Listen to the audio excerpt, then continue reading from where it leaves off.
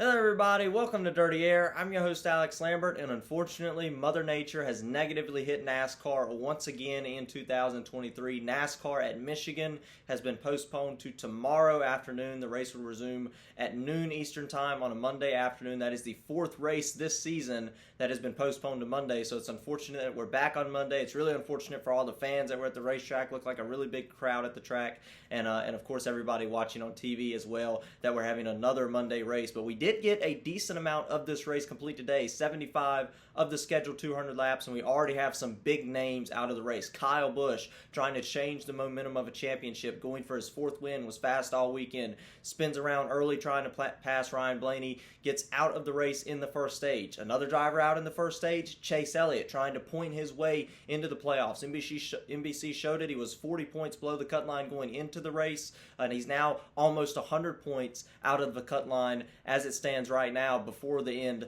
of this race, while spinning and blowing a tire and sliding up into the wall. Chase Elliott, big playoff implications there. Chase Elliott will now definitely be in a must-win. We've been saying all year it's probably a must-win, but it's definitely a must-win now for Chase Elliott. William Byron, his teammate, also got loose at the end of stage one, went and slammed the wall. Another one of those drivers trying to change the momentum of a championship. Some of these championship favorites, Kyle Busch, William Byron, are already out of this race. And then, of course, you have Christopher Bell going for the lead here, trying to get by Alex Bowman, loses the race car again, just like what happened to Kyle Busch and just like what happened to William Byron, and backs it into the wall. I think Christopher Bell's still riding around. I think he's still in the race, but he's obviously has no shot to go for the win at this point. So definitely some big implications in this race. A lot of drivers wrecking out early, and a lot of aggressive driving, a lot of aggressive blocks early on at Michigan. We saw the high speeds, and we'll see what happens tomorrow. Let's take a quick look at the current top 10 right now. Obviously, you have Tyler Reddick leading, Alex Bowman second, and there has been some strategy in play, which is why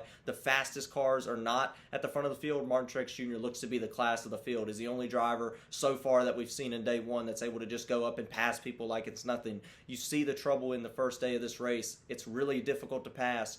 Truex is doing it much more frequently than anybody else in the field. Eric Jones is having a really solid day in the top 5, has a really fast car there for Legacy Motor Club. Austin Cindric in the top 6, and then of course Brad Keselowski seems to be showing a ton of speed. Can he go and win at his home track in Michigan and tie his teammate with the amount of wins this season for RFK Racing? Austin Dillon, another RCR car in the top 10. Bubba Wallace trying to race to get into the playoffs, stay above the cut line, currently sitting in the 9th position. Then you have Denny Hamlin, who is actually higher up than this, has lost some position in the middle of this race, sitting in 10th. So it'll be interesting to see how different things are tomorrow. The weather is not looking fantastic for tomorrow. It looks like there is a good chance for some more precipitation tomorrow, but we'll have to keep an eye out for that. Of course, tune in tomorrow for the remainder of this race. I'll do a recap on the entire race, a more in-depth version on both days of the race. And if you gotta work tomorrow, not going to be able to catch the race, you can see everything that happened here. I'll do a full race breakdown tomorrow on Dirty Air. So that's it. That's all there's to talk about after day one at Michigan, and of course about